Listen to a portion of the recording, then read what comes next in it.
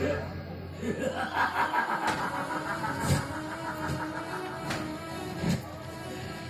ସାତ ଡାକ ଶୁଣିବା ଆଦତଟା ମୋର କେବେଠୁ ସରିଯାଇଛି ରେ ପୁଅ।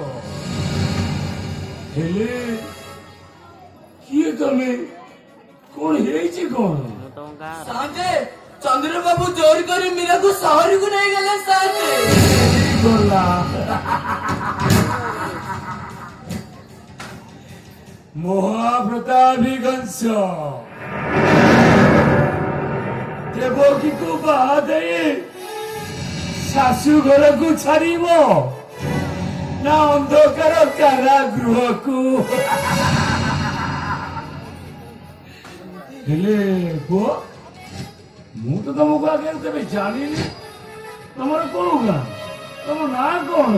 ସାଙ୍ଗେ ମୋ ନା କାହ୍ନୁ। ଆମ ଗାଁ ମାଳତୀପୁର।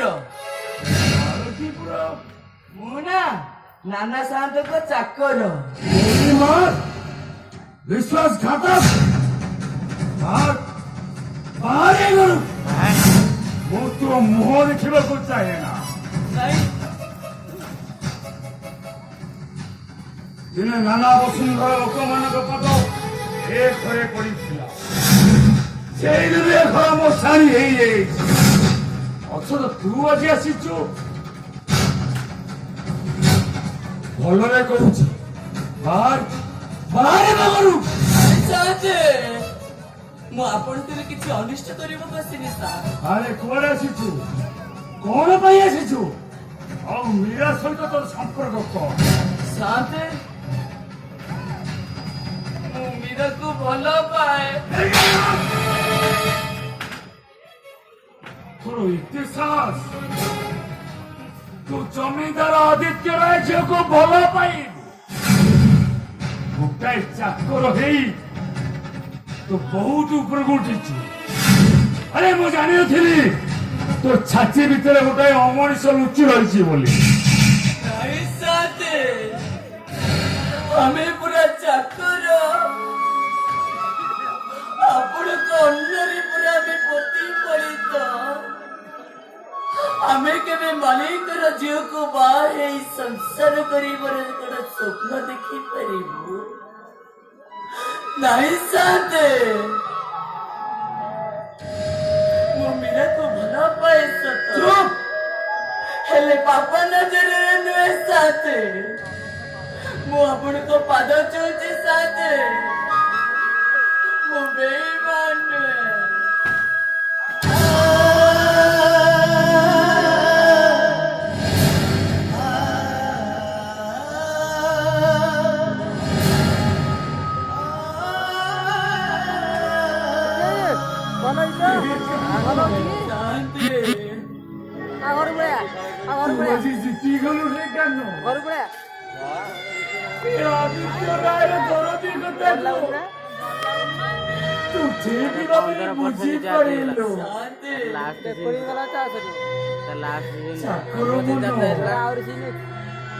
ଗଙ୍ଗାଜଳ ଠାରୁ ଏତେ ସେ ପବିତ୍ର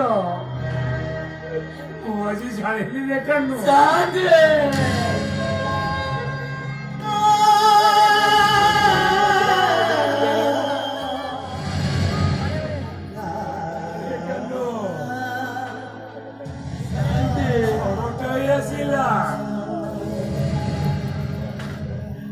କେଇଟା ମୁହୂର୍ତ୍ତ ମଧ୍ୟରେ